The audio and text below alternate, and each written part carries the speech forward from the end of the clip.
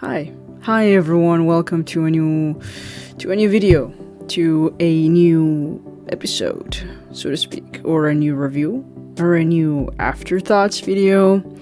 Today we're going to talk about a movie that it came out actually a few weeks ago. It came out on April actually. So it's been quite a while, but I've been wanting to do a quick afterthoughts reading of this movie, which I absolutely adored. I thought it was cute as hell. It's called Crush, if you haven't guessed by now by the title of this video. And it's a 2022 movie. It's currently streaming on Hulu, at least in United States, and in some parts in Disney Plus. We still haven't received any word on when it's going to be streaming in Latin America, but we're waiting. All I want to say is that I watched it. I liked it. I enjoyed it very, very much. Very much. I think I would have enjoyed it even more if I was unaware of the circumstances surrounding the two main protagonists, or at least the main pairing of the movie, which I was completely unaware by the time that even before it came out, I was completely unaware of it. And then I heard some comments about it, I read what happened. I'm not gonna get into that. Because I honestly thought that despite all of those issues or the circumstances or the situation surrounding the protagonist, the main pairing, I thought it was an actually lovely movie. I think they did a really fantastic job, at least in hiding that situation, sweeping it under the rug. But now let's just talk about the movie itself. Alright, so what is this movie about? Crush. It's a coming of age movie, which is important to remember. It's a coming of age movie. I'm going to talk about it in a few minutes. It's a coming of age movie, and it stars Rowan Blanchard, however it's the right pronunciation, who plays Paige Evans. We also have auli'i Carvalho, who plays H.E. Campos. I don't know why it's hard for me to say Carvalho. It's almost like a Portuguese sort of type of last name. Carvalho. Yeah, Carvalho. It sounded very Italian with a little bit of Portuguese in it. Anyway, auli'i Carvalho playing H.E. Campos, Isabella Ferreira playing Gabriela Campos, Tyler Alvarez playing Dylan, Tiala Dunn playing Stacy Clark, and we have many more stars and actors playing in the background. So it sounded really bad when I say the background, but we have many more actors in this film. So in the plot, essentially, is when Paige, it's who is trying to apply to a call art, the university. She's just trying to get an assignment of her happiest moment. That is her final assignment to get into call arts, and she has a crush on this girl, like a super popular girl named Gabriela. And she's on the track team, and because she is an awkward, sort of nerdy type of kid, she's like shy, like that awkward. She has that awkwardness. There's this awkwardness to the character. She accepts that actually getting into the track team of her high school, and well, she uses that just as a way to get closer to her, to experience more, and actually find her happiest moment, what her happiest moment is, and try to draw it, to complete her final assignment, to submit to the university or the college she wants so badly. So, in doing so, she is trained by Gabriella's sister, AG, our beloved auli'i, and both of them develop, chemistry, a certain relationship that it's really too cute for our eyes to see. But I'm glad that we got to see it. And they develop a relationship, and she actually, who could have seen it coming? She actually ends up falling in love with the sister, AJ. Yeah. So, yeah, spoiler alert there. Should've. Well, you'll know in the titles. Anyway, so, yeah, that's pretty much the plot. I think I told you the whole story, not just the plot. Anyway, so, that's what the story is all about. Now, why do I think this is a really cool story? And why did I mention the fact that it's important to remember that this is a coming-of-age story? It's because this is a coming-of-age story, as many others. High school, teenagers trying to discover their sexuality, exploring it, exploring new, having new experiences in life, and, pretty much they give that little step between being teenagers and being a little bit more adults, having more adulthood-like experiences. So this is a coming-of-age story, and it's important to remember that it's a coming-of-age story because it is not a coming out of the closet type of story. Now, it's not that there's absolutely nothing wrong with a coming out of the closet type of story, like, say, Love, Simon, which I absolutely love that movie. I really love, especially the dialogues between the son and the mother I remember that dialogue, it just destroyed me. Well, it didn't destroy me, but I was just bawling. I was like crying. It was like such a beautiful moment between the mother and her son, and that movie was a coming out of the closet type of story. But actually, this movie, which I love the most about this movie, is that it's not about that. It's not about coming out of the closet. It's not about that at all. It's a coming of age story and making new experiences, and actually, perhaps lowering your expectations of having a crush on someone for so long, and in that moment when you kiss or something happens between you and that person, maybe sometimes that doesn't actually always sort of turns out to be as you imagined or you played in your head 1,000 times. And again, the reason why I'm saying that it's important to remember, I don't think I've ever explained it. I've said it 1,000 times, but I don't think I've actually explained it. It's because it's not, and I love that. It's not a coming out of the closet story, and I love that. I love the fact that, for instance, the main character, Paige, played by Rowan, she's actually been out. She told her mother she was gay pretty early on when she was a kid, and also all the gays or the bisexuals and queer people in this movie, they're just out there enjoying their lives.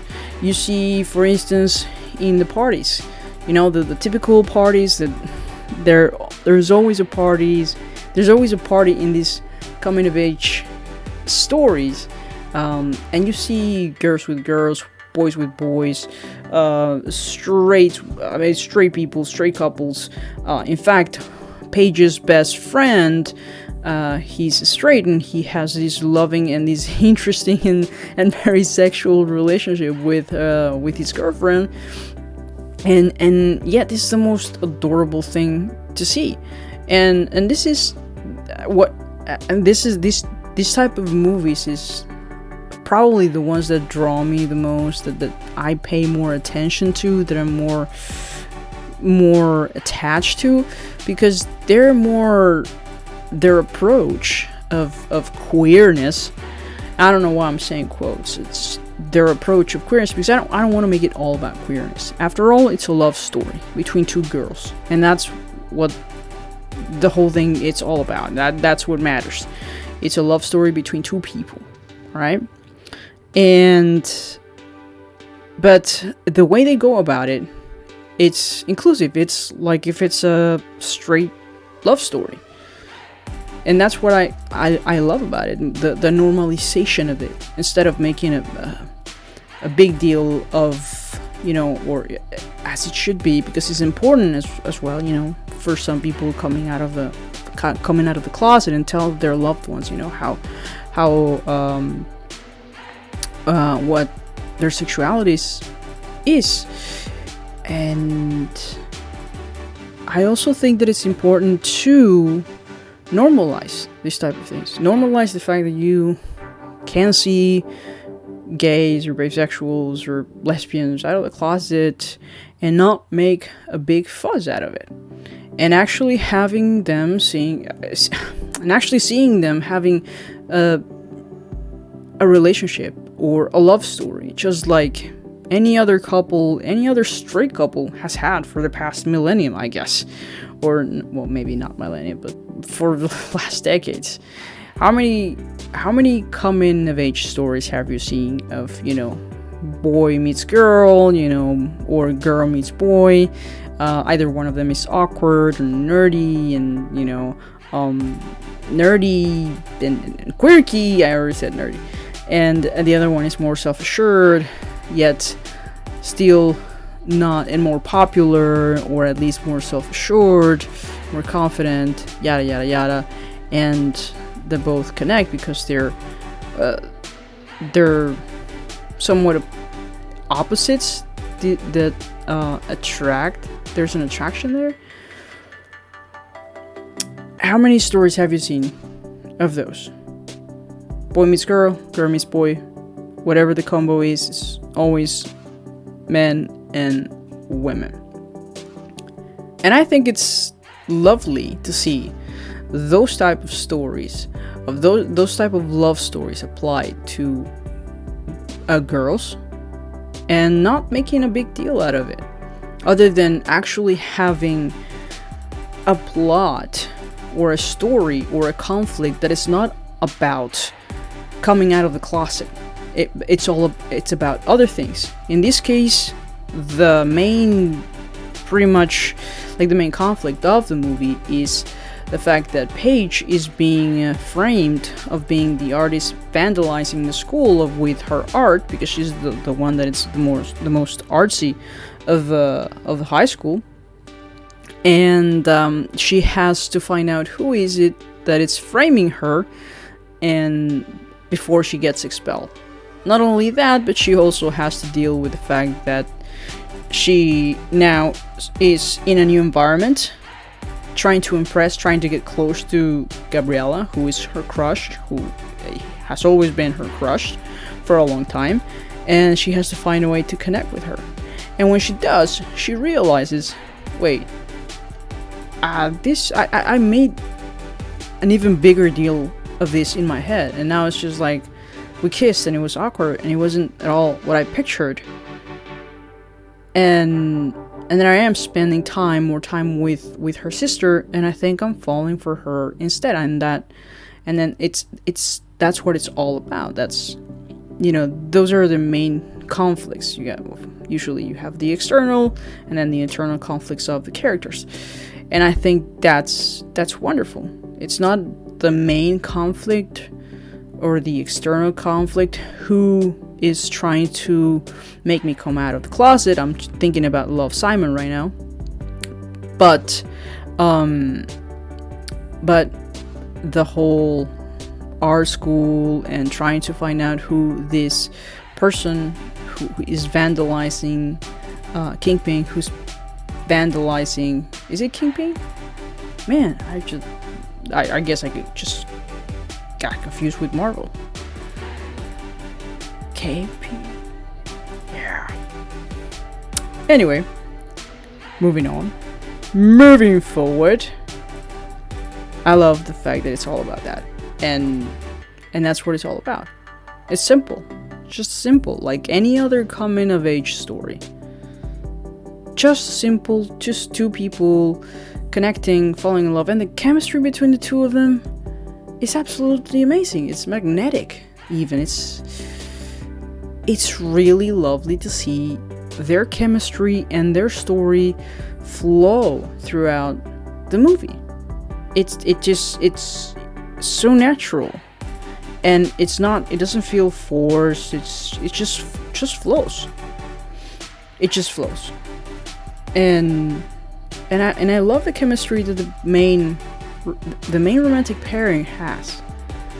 I really dig it. And as many of you, because I've read many comments, I do want a sequel. Those are my expectations, or at least what I expect for in the future. I want to see a sequel. I want to see more of this pairing. But the thing is, and I don't know if we're gonna get a sequel or not. And if so, I would be very, very appreciative of that, as many of the people who have actually enjoyed the film will, I presume. But and here's what I wanted to talk a little bit about, because I honestly do not like to talk about drama really in general. I think we all have, I mean, at least in my case, there's already so much things going on in the world just to add more drama. But there was this situation, it is my understanding that the main pairing, Rowan and auli'i, did not get along very well on set. Mainly because Rowan did not believe in bisexuality, and auli'i, she's bisexual. She said this. She has clear that she's bisexual. She likes both boys and girls, and it seems like Rowan, she just doesn't believe in bisexuality, and basically it all comes down to they were not on really good terms, or at least they did not like each other, as actress to actress that much. They had like their differences, basically. And that, actually, I heard that before watching the movie, and I thought, oh no, man, we're gonna see that on screen, aren't we? We're gonna see that maybe they don't like each other, and it's not gonna be fun. But actually, I think that they did a really great job in hiding the fact that they didn't like each other. I really hope that in time they might be able to work out their differences, because I really think that they have like a really great on-screen chemistry, and I think that it's really professional of them that they were able to put aside their differences regarding that topic, and actually create some really great chemistry for the movie, at least. I think that's very professional as well. I don't really like to get into personal, like debates, like who's right, who's wrong. That issue is like their issue. It's really awful to find out that those things happen. But then again, if you think about it,